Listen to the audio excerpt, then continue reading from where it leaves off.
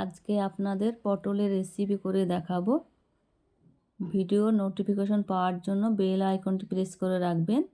পটলের রেসিপি করার জন্য 5টি পটল, 1টি আলু নিয়েছি। পটল আলু ছিলে পরিষ্কার করে ধুয়ে নিয়েছি। গ্যাসে কড়াই চাপিয়ে দিয়ে জল দিয়ে দিলাম। স্বাদ মতো লবণ, হলুদ গুঁড়ো দিয়ে দিলাম।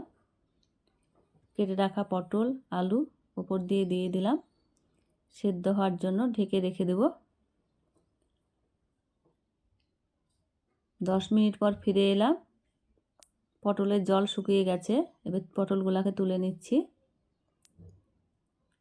পটল সেদ্ধ হয়ে গেছে, আলুও সেদ্ধ হয়ে গেছে। আলুটা গলিয়ে নিলাম। আগে থেকে পেঁয়াজ কাঁচা লঙ্কা ভেজে রেখেছিলাম, দিয়ে দিলাম। লবণ ধনেপাতা সব কিছু দিয়ে আলুর ভর্তা করে নিচ্ছি।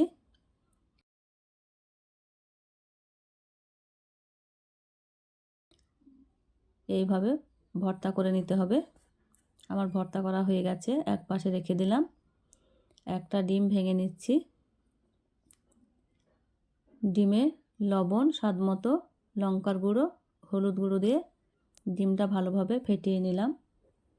ভিডিওটা না টেনে পুরোটা দেখে নেবেন। যে সেদ্ধ করা পটলের ভেতরে বীজটা বের করে দেব। এইভাবে প্রত্যেকটা পটলের ভেতরের বীজ এইভাবে বের করে দেব। এগুলা ফেলে দেব না, আলুর সঙ্গে মাখিয়ে নেব। যারা পটলের বীজ খেতে পছন্দ করে না, বীজটা না দিলেই হবে। এইভাবে আলুর পুর পটলের ভিতরে পুরে নেব। দেখেই বুঝে নিতে হবে। এইভাবে সবগুলাকে আমি পটলের ভিতরে পুর ভরে নেব। আমার পটলের ভিতরে পুর ভরা হয়ে গেছে। গ্যাসে ফ্রাই প্যান চাপিয়ে সরিষার তেল দিয়ে দিলাম। সরিষার তেলেই পটলগুলোকে ভেজে নেব।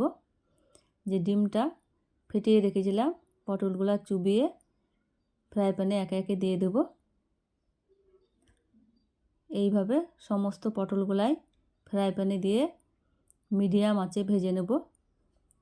হাই হিটে ভাজলে পুড়ে যাবে, খেতে ভালো লাগবে না। একদিক হয়ে গেছে, পটলগুলা উল্টিয়ে নিচ্ছি। ভিডিওটি ভালো লেগে থাকলে লাইক, শেয়ার, কমেন্ট, সাবস্ক্রাইব করে পাশে থাকবেন। পটলগুলা সব উল্টিয়ে নিচ্ছি। দেখুন কত সুন্দর হয়েছে। আলু পটলের এইভাবে এত সুন্দর রেসিপি করা যায়, একবার না করলে বোঝাই যাবে না। যারা পটল পছন্দ করে না তারাও চেয়ে খাবে। পটলগুলা ভাজা হয়ে গেছে, আমি তুলে নিচ্ছি। পটলের এই রেসিপিটা দেখেই বুঝতেই পারছেন কতটা মজার হয়েছে। একবার বানিয়ে খেলে বারবার খেতে ইচ্ছে করবে। দেখতে যতটা সুন্দর হয়েছে, খেতে ততটাই মজার হয়েছে।